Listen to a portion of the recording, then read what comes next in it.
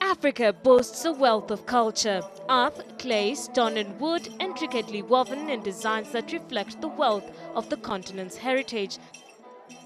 We enjoyed transforming beads and seeds and stone and feather and leather into jewels that told the story of the glory of Africa. And this weekend, African Heritage presented Africa to Nairobi. See, culture and heritage is the soul of a nation. It defines a people, it defines a country, it defines a continent. Today we are celebrating African heritage, African culture. Wildlife is part of that heritage. And when you combine it with other aspects of our lives, you bring the soul of Africa. You bring the soul of Kenya. The African Heritage Festival has traveled around the world, promoting Africa and Kenya. This week, the event that brought together the who's who in Nairobi showcased stunning catwalk collections from hand-woven and printed textiles from all parts of the continent. This year, the tour is set for the USA in a bid to stir interest in tourism. Yeah, tonight was a revival of the African Heritage Nights. African Heritage Nights were started way back in the 70s and were conducted over the years in many parts in Africa and traveled all over the world.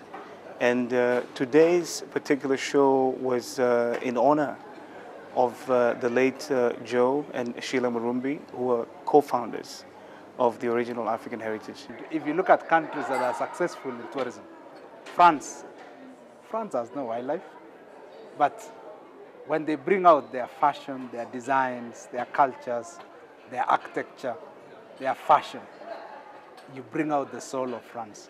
And that's really the heart of human life.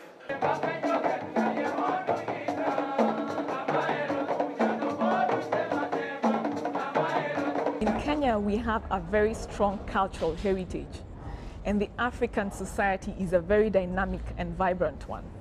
You know, these are skills that are disappearing right now, you know, like this beautiful gown made by Alan Donovan, which now is owned by African Heritage Design Company with OJ and McKenna.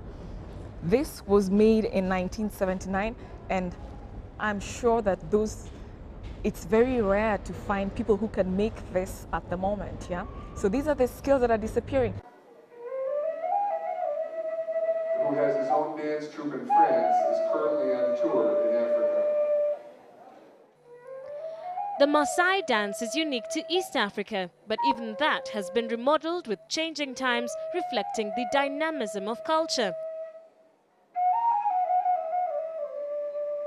An event like this, because it's not purely traditional, it shows us, gives us a vision of a future that tradition is not stagnant.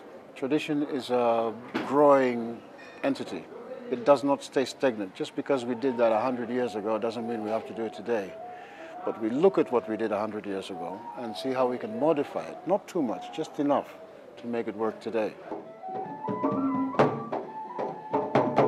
Ghana's hand-woven royal kente cloth and Madagascar's hand-woven rose silk cloth made from palm fiber and cotton rags stole this show. Culture is something that's actually very, very dear to us because it is a very strong identity that I think marks a people, you know, and I think many places all over the world, cultures have been either eroded or taken over by, you know, new trends of life.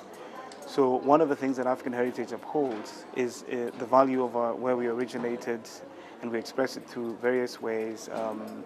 That includes music, it includes dress, it includes sculptures and crafted art. Taking Africa to the world will be the second part of this festival. And if the success of part one is anything to go by, then this energetic team of the African Textile Tour, musicians, dancers and designers are set to stamp Africa's beauty as a tourist destination.